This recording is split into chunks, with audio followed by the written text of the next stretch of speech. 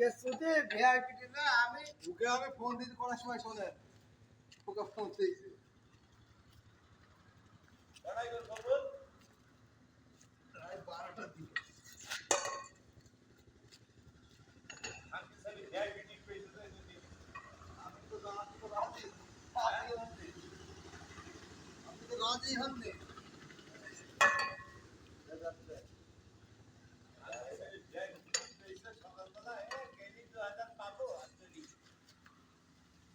টাকা গিরিশ করে 2000